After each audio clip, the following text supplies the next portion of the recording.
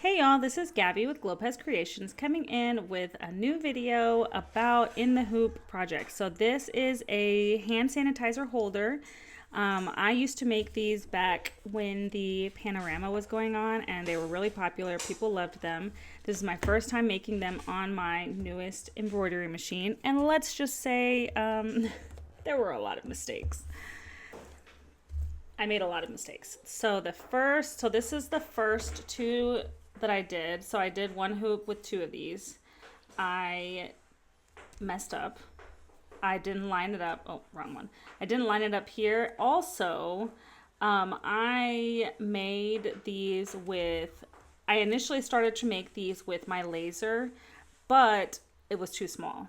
So I then had to go back and fix it. So I ended up just putting a new piece of faux leather vinyl on and then cutting with my scissors. Well, I messed up and that's why this one is not perfect. I didn't cut completely around, but this one came out better, but then it didn't line up on the back because I was a little bit lazy and didn't pull the hoop off of the machine and place my back piece on it correctly. So those are my first mistakes.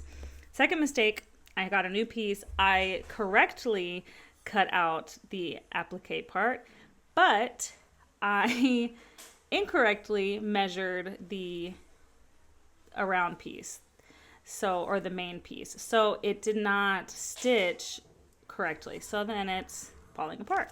So there's that. So I went back to my machine, to my program, to my laser, and I increased the offset around the main design so that it would make the right size for both the front and the back piece, as well as the applique piece and the pocket piece. So that's where we came in with this one, and it came out so much better. I have yet to add the rivet, but I will go ahead and link the item in the description box. This is really cute. I love making these. Before, I used to make them all the time. I would definitely make them again. I think I wouldn't cut these on my laser again just because it's just so finicky, and then you want to put them just right on the machine. I would definitely do this with applique for shirts and stuff, maybe not with faux leather. That's the other thing, is my laser burns the edges, so it leaves like this ugly brown, which, I mean, you can go back and like color over it, which is fine, but again, you want to save time, not be sitting here coloring the edges of your faux leather. So yes, stay tuned. I am actually going to be showing the process of how I made this one, not the, oh my gosh, I'm so clumsy today, not the others that I messed up. I will say I had a few issues with my machine, but that was on me. I will mention them in the video. But yeah, I will definitely be making more of these. They're fun to make. You can have so many possibilities with the applique. You could put in somebody's initial on it. You could put a saying on it. Just whatever you want to do. So stay tuned. Thanks for watching. All right, let's get started. So initially I had some issues after I was trying to run this program.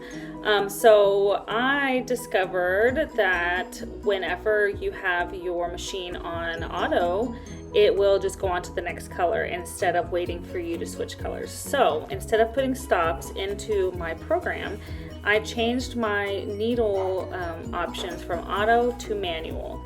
Okay, I think I figured it out. I think you click this, auto and manual, for auto color changes and manual color changes. So I would have to click it when I'm ready. All right, let's get started. So first was the tack down, or the placement stitch, and now it's gonna be the tack down for the applique that I'm adding. And I have double-sided sticky tape on the back and the middle, not very much, just enough to hold it down. So there is the placement stitch for my applique. I'm going to be adding my applique piece in there in the middle.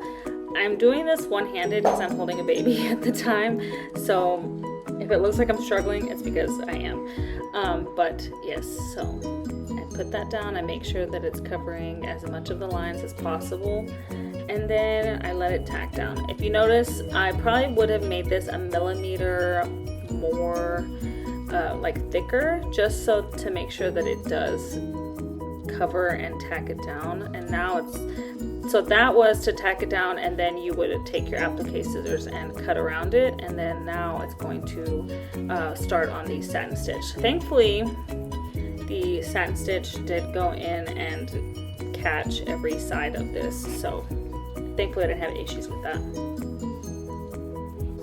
This would probably be also a great time that you could add like an initial, a saying, and a little patch or picture, something like that.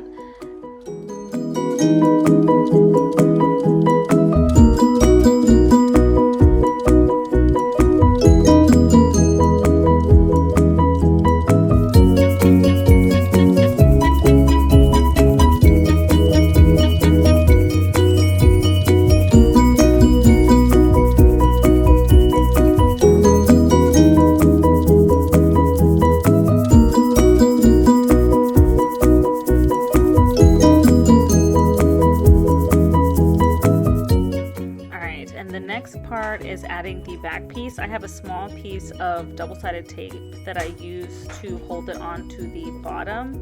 I also make sure that when I slide it back onto my hoop or onto my station that it's not going to push it off. So I'm holding it at the bottom with one of my fingers, and then I snap it back in and do the next step, which is the tack down for that back piece.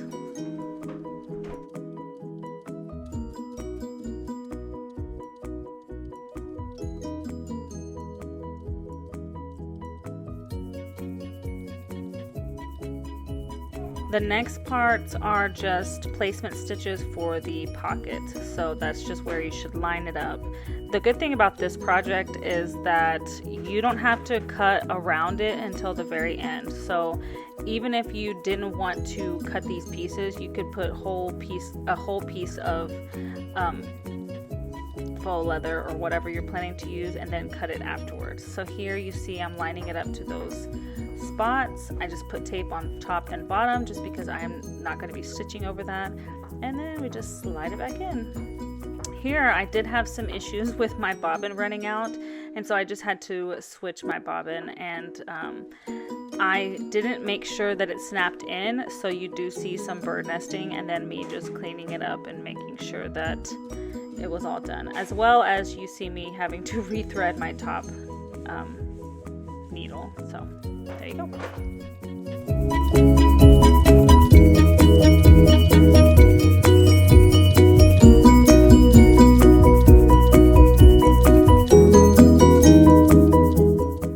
I forgot to mention that this is actually the last step, and it's just tacking down the pocket piece to the back.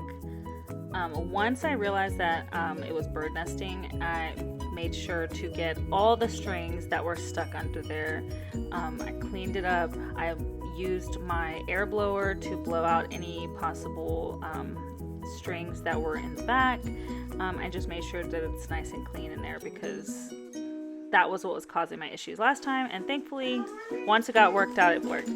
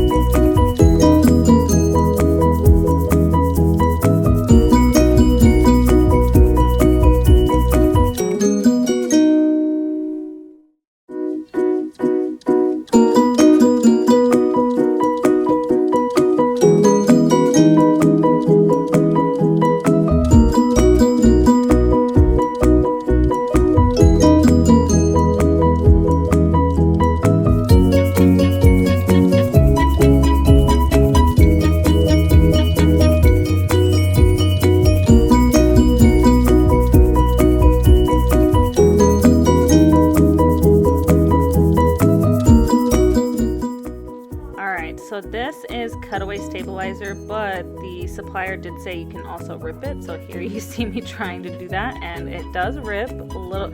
I am careful to hold down my stitches while I do this, and then I go ahead and cut around the back pocket and open it up.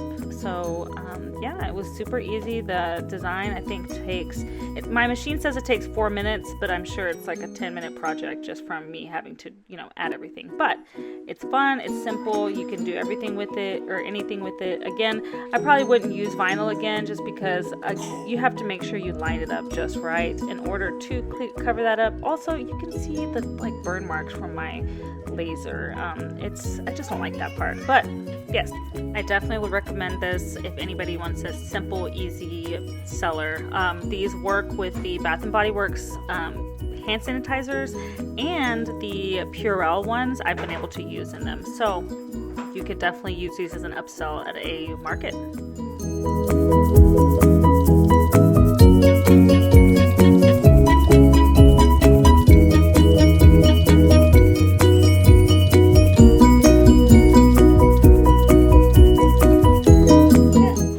Make sure you like, subscribe, and put on that notification bell to see what else I have coming. I do know that the next video is going to be a sweatshirt that I made for my son, and it came out perfectly, if I do say so myself. So definitely stay tuned. Have a great day.